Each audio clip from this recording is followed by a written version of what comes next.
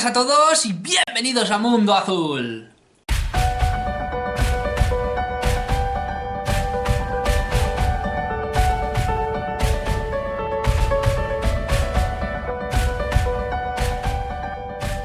Mundo Azul. Bueno, pues ya estamos aquí un día más y hoy, amigos míos, tal y como os prometí, vamos a continuar con esa segunda parte de este serial que hemos comenzado acerca de los viajes de Jesús de Nazaret, en este caso la parte 2. Sé lo que me vais a decir porque algunos de vosotros ya me lo habéis dicho. Oye, Julio, este domingo tampoco subiste Mundo Azul Plus.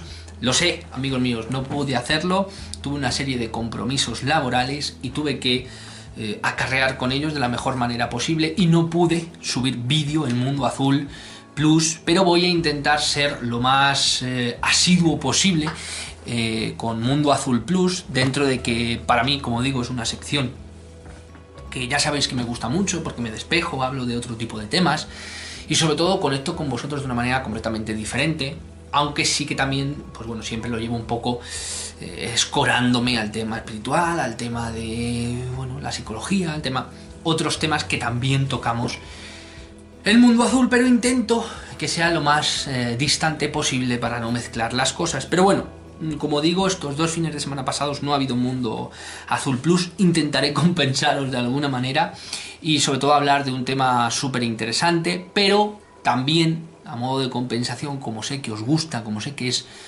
por no decir el tema de temas, que en este caso es Jesús de Nazaret, y lo entiendo perfectamente, he decidido hacer este serial completo del tirón, sin amilanarme, sin tener ningún tipo de problema, y vamos a continuar con esa segunda parte de los viajes de Jesús de Nazaret, que en el otro vídeo ya nos dejó un poquito con buen sabor de boca, sobre todo, por lo menos a mí, hablo a título personal, nos dejó pensando ese recorrido que hizo el Hijo del Hombre, ese recorrido que se aventuró a realizar en un momento muy determinado de su vida, como bien sabéis, 28, 29 años, cuando su destino, por decirlo de alguna manera, o ese pacto firmado que tienen aquellos que bajan, aquellos que vienen, o los seres descendentes, o llámalo X, sin querer mezclar filosofía, bien Caballo de Troya, bien el libro Durantia, porque sé que a algunos no les gusta, pero a pesar de eso yo creo que se pueden complementar perfectísimamente. Y este hombre, llegado a un momento determinado,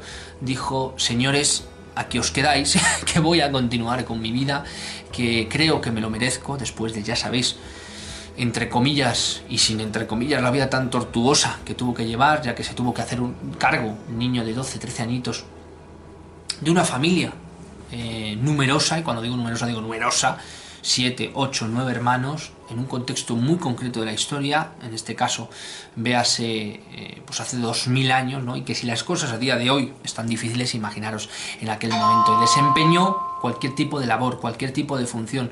Él tampoco se amilanó, él tampoco fue un cobarde, ni fue un fusilánime. Él directamente dijo: ¿qué problema hay? ¿Cómo se puede resolver?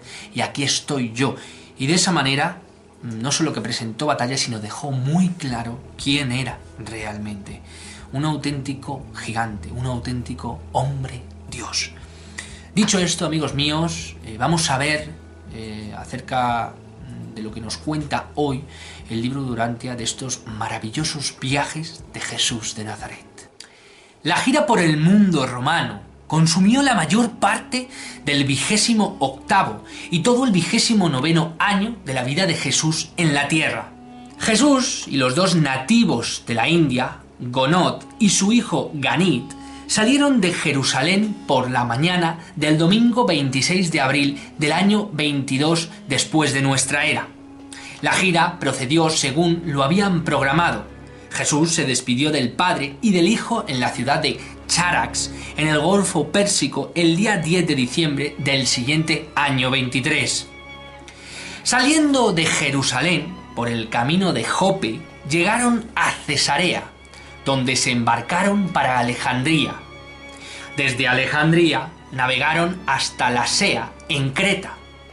Siguieron desde Creta por el mar hasta Cartago, haciendo escala en Cirene. En Cartago tomaron un barco para Neápolis, que hizo escala en Malta, Siracusa y Mesana. Desde Neaópolis se dirigieron a Capua y desde allí a Roma por la vía Apia. Al cabo de su estadía en Roma, fueron por tierra a Tarento, donde se hicieron a la vela para Atenas, haciendo en escala en Nicópolis y Corinto. Desde Atenas fueron a Hefesto vía Troas y desde Festo por barco a Chipre, parándose en Rodas. Permanecieron en Chipre, recorriendo la isla y descansando por un periodo prolongado de tiempo antes de zarpar a Antioquía de Siria. Una vez en Antioquía, siguieron el viaje hacia el sur hasta Sidón y desde allí hasta Damasco. Desde Damasco viajaron con una caravana a la Mesopotamia, pasando por Tapsacos y Larisa. Pasaron un periodo en Babilonia, visitaron Ur y otros lugares, y luego fueron a Susa. Desde Susa procedieron a Charax, donde Gonoz y Ganid se embarcaron para la India. Durante un periodo de trabajo de 4 meses en Damasco, Jesús había adquirido los rudimentos del idioma que hablaban Gonoz y Ganid. Mientras estuvo allí, dedicó gran parte de su tiempo a traducir del griego a uno de los idiomas de la India, siendo asistido en este trabajo por un hombre oriundo del distrito natal de Gonoz. En el curso de esta gira mediterránea, Jesús pasaba aproximadamente medio día en función de tutor de Ganid e intérprete de Gonoz en las entrevistas de negocios y encuentros sociales de este. El resto del día estaba a su disposición y lo dedicaba Jesús a las relaciones personales con sus semejantes, a entablar las estrechas relaciones con los mortales de este mundo, las cuales tanto caracterizaron sus actividades de estos años inmediatamente precedentes a su ministerio público. Jesús conoció, pues, por observación directa, de primera mano y por contacto real, las más elevadas civilizaciones materiales e intelectuales de Occidente y Levante. De Gonoz y su brillante hijo mucho aprendió sobre la civilización y la cultura de India y de la China, porque Gonoz era ciudadano de la India. Había hecho 3 largos viajes al imperio de la raza amarilla. Ganid, el joven, aprendió mucho de Jesús durante esta larga e íntima asociación. Llegaron a tenerse muchísimo afecto mutuo, y el padre del muchacho trató de persuadir a Jesús en muchas ocasiones de que los acompañara cuando regresaran a la India, pero Jesús siempre rehusó la invitación, alegando que era menester volver a su familia en Palestina. Bueno, pues como veis, maravilloso. Tengo que decir, si esperabais que os contara sus andanzas por Roma, que el libro de Urantia no hace eso, amigos míos. El libro de Urantia siempre anda entre el límite del bien y del mal, podríamos decir. Nos da muchísima información, pero luego en otros temas no anda, no se inmiscuye. Aquí lo que te está haciendo, igual que hace, ya os vaticino, porque es así lo que va a suceder, no esperéis un relato de pues llegó a Roma, hizo esto en Roma, hizo lo otro, caminó por estas calles, le sucedieron estas cosas en Roma. No, te hace un compendio de una situación generalizada que te da a entender un poco esa filosofía. De hecho, como veis, no habla explícitamente en este pasaje de Roma, no lo menciona por ningún lado, y para aquellos que me lo pregunten, este pasaje lo podemos encontrar en el documento 130, para aquellos que decidan irse directamente al libro de Urantia.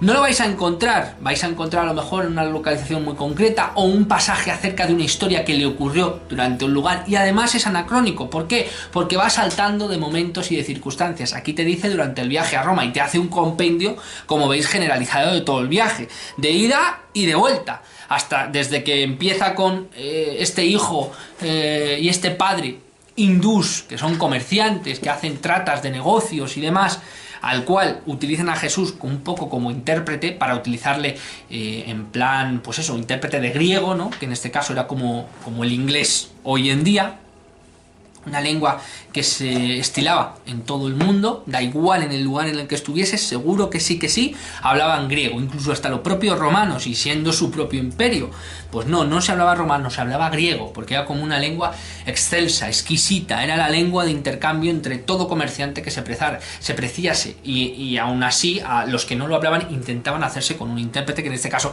era la función de Jesús.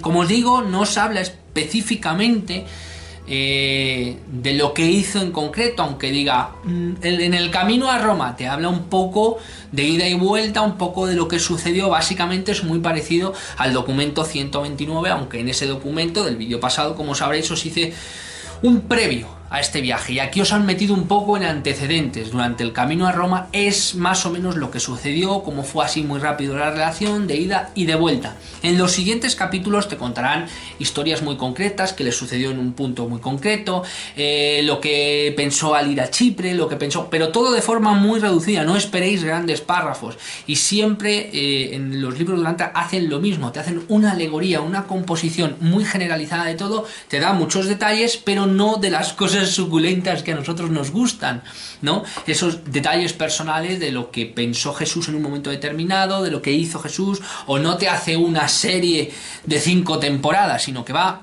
muy concreto, y sobre todo algunas veces, como sabréis, aquellos que hablan del documento o aquellos reveladores se conceden la licencia de hacer una composición en base a sus propios pensamientos, lo que nos da a entender que hay una personalidad detrás. Dijéramos de alguna manera que no específicamente, pero como que divagan un poco, ¿no? Hablan, te explican, y los jueces hacen sus pensamientos, te hablan de la personalidad de Jesús y cómo compone Jesús en aquel momento y qué pensaba de esto y del otro, pero como espolvorear, ¿no? Como cuando haces con el glaseado con la tarta, haces así y espolvoreas, ¿no? Pues eso es básicamente lo que hace. Te dan un pequeño espolvoreo de estos viajes, que no está mal, porque por otro lado nadie habla de estos viajes, ni en la religión católica, ni en el cristianismo, en las diferentes ramas del cristianismo en general, con lo cual nos da una situación muy concreta. De hecho, Jesús en este viaje que hemos hecho, como veis en los mapas, que ha ido pum pum y luego ha vuelto y ha llegado, por así decirlo, a Oriente, incluso estando cerca, una vez que llega a Damasco, estando cerca de estar en Palestina, pero él sube hacia arriba otra vez y luego ya se va a Mesopotamia. Pues no te hablan que no se queda en Roma, que también visita los lagos del norte. Y no lo sé, porque todavía tengo que llegar a él, si verdaderamente te habla de los lagos del norte en algún momento, pero en el momento en el que nos quedamos a Roma, él visita la parte del norte de lo que es Roma, de lo que es la composición del imperio, con lo cual hay ahí una parte que tampoco te cuentan. Y también se sabe o se cree que visitó la parte de Turquía, o hay algo, hay un remanente, y tampoco te lo cuentan, con lo cual aquellos que tengan una idea fosilizada del libro Durantia, que es lo que no hay que hacer, el libro Durantia es un compendio generalizado de lo que ocurre, no se mete a especificarte, y muchas veces huye de las explicaciones concretas, porque siempre te lo dicen en todos los pasajes. Son palabras, las palabras son muy difíciles de transmitir a un lenguaje universal o a un suceso que hay, porque en un momento determinado el sí y el no puede ser la misma respuesta. ¿Cómo le explicas a alguien que intenta averiguar sí o no es lo mismo? Es muy difícil, es casi imposible, por lo cual hay que tener muy claro que el libro Durantia no es una guía generalizada de todo lo que ha pasado, denostar esa idea, porque si no la vais a llegar chungo, y lo peor de todo, que vais a hacer una religión en base al libro Durantia. El libro Durantia es no sé cómo decirlo, es como una especie de mapa con los puntos más importantes, que te lo explican resumidamente y muy deprisa, ¿vale? Entonces, luego de ahí se podría hacer otros 3 o 4 o 5 o 10 o 15 o 15.000 libros de Durantia con cosas mucho más particulares y con especificaciones mucho más particulares, que evidentemente no se ha hecho, pero que para eso, cuando decimos siempre, no, es que el libro Durantia eso lo niega. Vamos a ver, lo niega o no lo niega del todo, porque el libro Durantia, para negar algo categóricamente, mira que te tienes que poner a buscar, y muchas veces es como muy ambiguo, como una explicación que, bueno, pues puede ser que sí o que no, puede ser una explicación que pueda ser, ¿sabes? O sea, las realidades no son tan fosilizadas como las pretendemos, porque yo he oído hablar a muchas personas, no, eso el libro Durantia lo niega. Bueno, lo niega depende de cómo lo sobreentiendas, porque la información está ahí, y luego la información es simplemente información si no hay alguien que la traduzca, si no hay alguien que la deforma, con lo cual ya está pasando por la visión subjetiva de cada persona, amigos míos, y eso no lo podemos obviar en una información. Y sobre todo, amigos míos, que estamos hablando de realidades, de circunstancias y de situaciones que los reveladores constantemente nos están diciendo que es básicamente una aproximación a la realidad de todo lo que necesitamos saber, y que ya es suficiente con lo que nos están diciendo.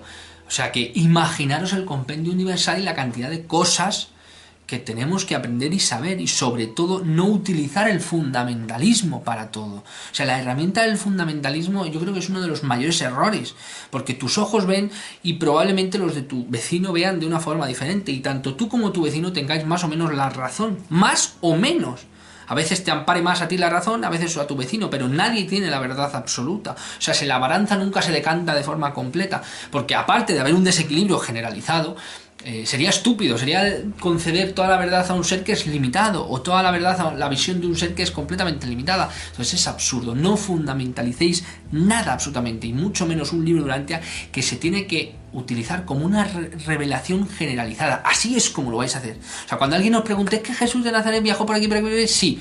No, y es que también fue aquí. Bueno, no lo pone, pero a lo mejor, hombre, si nos ponemos a hablar de que no, es que viajó a América, pues hombre, me parece a ver, que no lo voy a negar, pero me parece un poco extraño, porque evidentemente en el mundo conocido América no pintaba ni en el cuadro, aunque se dice que había mapas, había gente que tenía animales exóticos que eran oriundos de la propia América. Bueno, eso se queda ahí, pero que Jesús literalmente viajara allí, que desconociera en su momento, pues a lo mejor en aquellos viajes, que yo pienso y soy más de caballo de Troya, que todavía no tenía esa divinidad, era un hombre extremadamente inteligente, extremadamente culto, era políglota en su época, que eso, bueno, no es que no se estilara, pero era síntoma o denotación de que era un hombre bastante culto.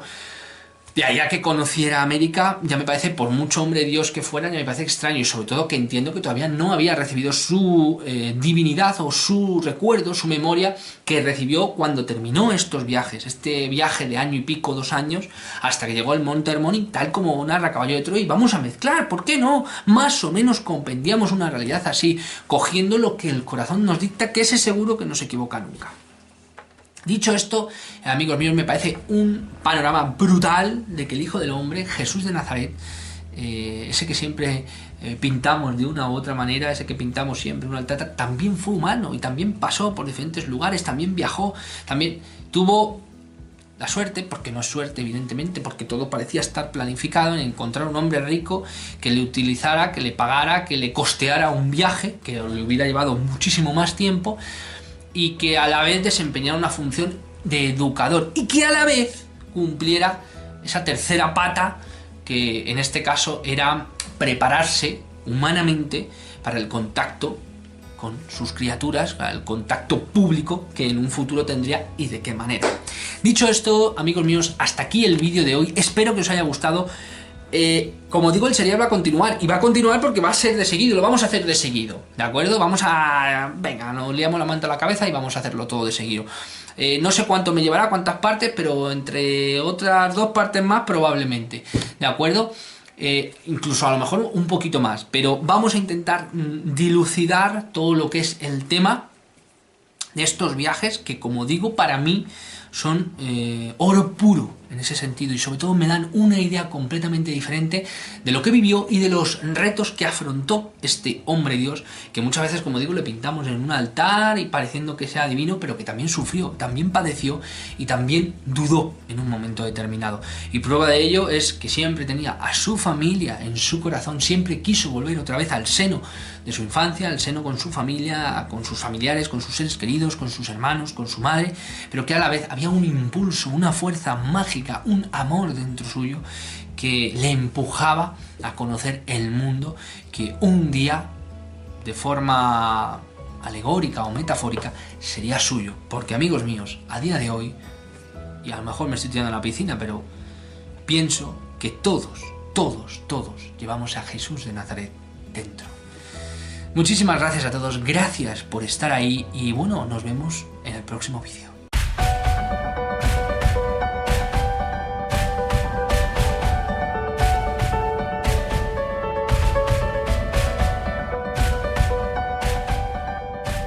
Mundo Azul.